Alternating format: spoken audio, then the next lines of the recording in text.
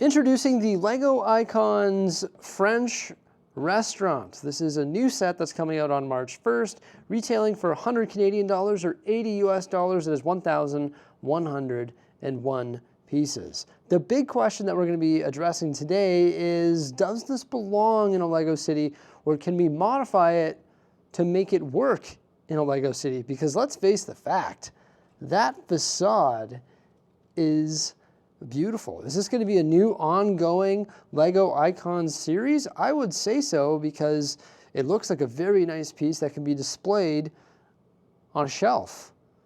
It's only 8 studs deep, so it doesn't take up a whole lot of space, and it's, what, I don't know, what is that, approximately 32 studs wide, maybe a little bit wider. Later on in this video, I discovered the fact that unfortunately this build here is not 32 studs wide, it is 38 studs wide. But you could put a few of them in a line, like together on a nice display, and this one is from France, or it's a French restaurant, so they could do different restaurants from around the world, which I think is really cool and will be very collectible. And especially if you don't have space for a Lego city, or if you don't have space to collect modular buildings per se, this would be a really good solution. Now, this small little set has 1,101 pieces, so you can tell that it is very dense with parts, and some of the building techniques, well, actually a lot of the building techniques found within this set were phenomenal. Like the sidewalk was incredible, the way that it was just laid into like the frame. I've never seen these particular pieces being used that way. It was really nice. Also, there's some really interesting new elements in here, such as some printed window glass, and also doors, and also a new size of window frame. At least I've never used that size before. I've never seen that size. This thing is pretty neat. It is really ugly on the backside though. Ooh, I don't know how I feel about that. When you look at the front, you're like, okay, that's pretty. That's nice. And then you look at the back, you're like, ouch. That doesn't look too good at all. But it's supposed to be displayed on a shelf in a row with others, I would suppose. But let's have a closer look at it, and then we'll test fit it in the Lego City and try and determine what I'm going to end up doing with mine.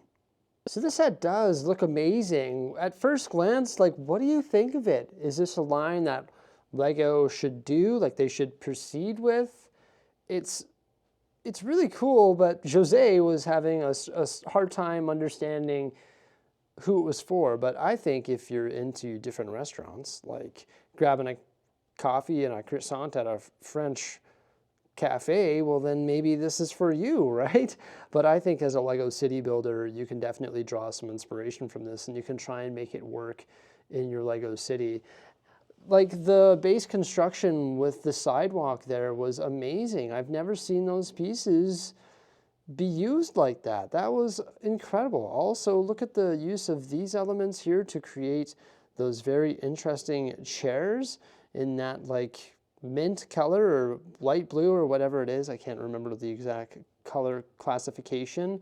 It is all prints. You got the extra newspaper there, and those doors and windows, once again, so unique. And I've never seen those windows before. If you look right behind that mug there, which is filled with a brown coffee, so that's a nice mug. But if you look behind that, it's a 3-wide window, which is 2 bricks tall, and it has that printed window glass in it, which is super nice. Then you've got the hanging flowers above, really well done, just with like the clip elements and the bars. So it's a really neat way to hang flowers. You've got these little trees there in the pots, and another place to sit right there with like a cupcake and another one of those coffee pieces. This easel was simplistic, but I really like the design of it, and that is a nice print piece as well. Then we have the Cafe Fleur print piece above the front door there. And I like the way that this rubberized piece was used, like the way it just stretches across from side to side, like above this arch here. And the arch was custom built, and it was very interesting the way that they built this arch with all of these like wedge pieces.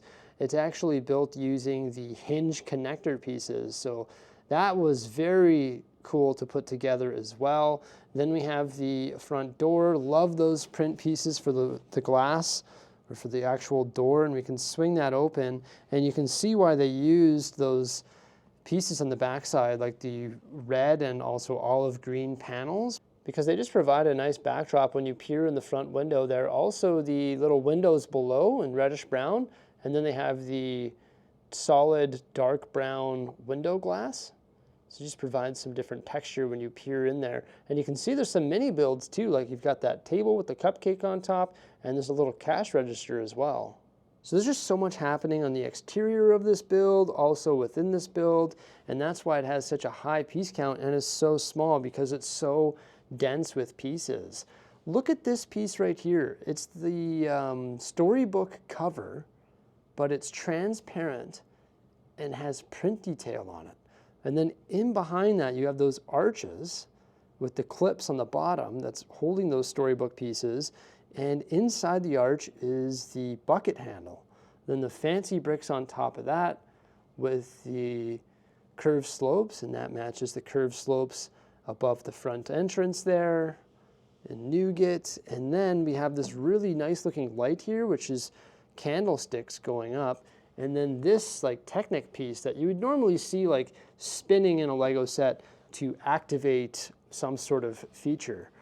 And on the back side, you can see all the part usage there. We have more of the storybook covers to blend in that angle there. There's those windows and all those panels. So it's neat how those elements were used to provide more of like a backdrop for the interior of the restaurant. And this angle right here was just super cool. And just in general, like this facade is beautiful. And it was a lot of fun to put together. And the fact that there's hidden details inside, like there's another chair inside sitting up to that table there that has that cupcake. And then there's a little cash register as well in there. There's that little cash register there. So it's just really neat that all of these things are hidden inside, and all the different part usage to create this magnificent little mini model was a true pleasure to put together, I guess. There is no way to like remove the roof to look down at the interior details, but for the most part, they can be seen through the windows and doors of this model. Pretty cool, but what am I gonna do with mine? Let's try and figure that out. So I guess there's two different ways that this could be used in a Lego city. You could completely modify it, just extract the facade, try and keep the sidewalk design, expand the sidewalk design so it makes sense wherever you place it in the city. And you could try and just use the components of this and the designs to create your own little mini modular building and integrate it into the street somewhere. Or you could place it within a block of buildings. For example, I have a block right here, and then just conceal the fact that it's a false building. Or maybe what you could do is use these in like an amusement park. Hey, that might work. Then you don't have to like modify it. Now the interesting thing is the foundation that it sits on is actually one brick, one plate, and one tile, which is the exact same height, if this was tacked down to a base plate, as a Mills plate. So if I were to extract one of these buildings, for example, and place it between two buildings, it would be at the same height as a Mills plated building, like right off the hop. So it might not take a lot of effort to integrate into a city if you want to be lazy about it. You know what I mean? But if you want to do it right, well, then you've got to completely rebuild the structure onto a base plate that's probably 32 by 32 studs, Mills plate it, try and recreate this sidewalk pattern by insetting that into the Mills plate. So it wouldn't be like you would plop this on top of the plate like that. You would try to inset these details within the plate, because I think if you're gonna do it, you may as well do it right. And you would probably have to order more of those, because you'd want the sidewalk in front of it for example, this sidewalk to be the same as the sidewalk on either side of it. So it would be part intensive. You would have to invest in maybe a second set to do it, or you would just have to invest in like a pretty substantial Bricklink or Lego Bricks and Pieces or Lego Pab Online order to accommodate it. You know what I mean? So because I know this building is 38 studs long, I decided to build a 38 stud by 6 stud little sidewalk so we can test fit it in a spot in the Lego City. There's lots of different places that we could try and put it. For example, right behind the camera or just over this way, there's the Brick Cross train station, but there's not any way to conceal the back of this build by the Brick Cross train station. So at this point, there's not really a point in trying to place it there, but that might be a good home for it because it would actually match the height of it. But then we'd have 2 cafes sort of side by side. But we could technically put this like that, but once again, in order to do that, we would have to fully take it apart, use the facade design, and create our own custom modular building with it, which is definitely doable, and maybe I'll do that someday in the future. Or, like I mentioned, maybe that would be cool to have like in an amusement park. It sort of gives me like Disney Main Street vibes. Actually, you know what? Maybe not Disney Main Street, but like Epcot, you know? Epcot World Showcase. There you go. That would be an idea, but the amusement park is not ready for even testing that idea at this point because it's just a sea of gray base plates. So I removed that, which was, of course, 32 studs wide, so we need to increase the amount of space available in this area by 6 studs. So for now, I'm going to remove this. This is just like one of my platform coverings because the buildings that I'm standing over right now are raised up. So if I remove that, which is a 16 by 32 base plate, of course that opens up 16 studs, but we only need 6, so there's going to be a 10 stud gap there. If I slide the detective's office over for now, ooh, I love that detective's office beside the tutor corner. What I could do is switch the position of the tutor corner, the detective's office, the assembly square, and the Palace Cinema. We could like reshuffle this block. Somebody was mentioning in one of my previous videos in the comment section that I should do is take these buildings and slide them over where the park is and put the park right here up against the canal. That's an idea. And that could very easily happen and we could very easily test that idea. But if I place that down, that's your standard modular, or sorry, your standard Mills plate height, 1 base plate, 1 tile, and I place this in behind it, for now, just not on a base plate. It's way too short, but maybe it'll look all right. It's way too short. I think if I were to modularize this, I would definitely convert it into a 32 stud module because we do have some additional studs on the side here that don't need to be there and also on that side there, so we would be able to reduce it by 6 studs. But that's sort of what it would look like. I think you'd have to increase the height of it if you want to position it with standard modular buildings. And I think you would have to make it either a corner build, like maybe if I just make it a corner build right now, it would actually look better. If I just put the detective's office back, okay, maybe I should do that actually, just like that. But I think it's looking a little bit shrimpy around these modular buildings. It does look better when it's on the end. Of course, I would have to fix up all the Mills work around here, and I still think it would have to have a complete back. Like it would have to be completely modularized for sure. There is another spot over here. Maybe it could be like a double corner. You see, if I remove this, oh, grab it by the base plate. If I remove this, take 2, there we go. And I bring the little cafe right there.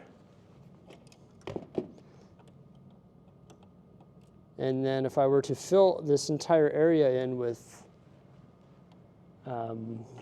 tiles or the matching sidewalk from the build, maybe it would work right there. But when we do that, you have these harsh walls on either side.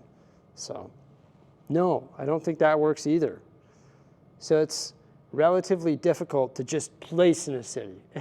For sure has to be modified. I do not have the parts, nor the time at this particular point that I can allocate to that project. But if we put this over here, maybe this is the ground floor for the custom Venetian style build that I want to do on the back side of Town Hall. Because when we look over here, there's our Town Hall extension that we're still waiting for parts. We're waiting for Lego, the Lego Ambassador Network, to send us parts.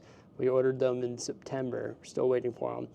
Once those parts arrive, we can build the other corner, and we can finish that one, because it still needs a roof. And then we can flip these around, and we can put this in the center once it's reduced to 32 studs. And that could be a good spot for it.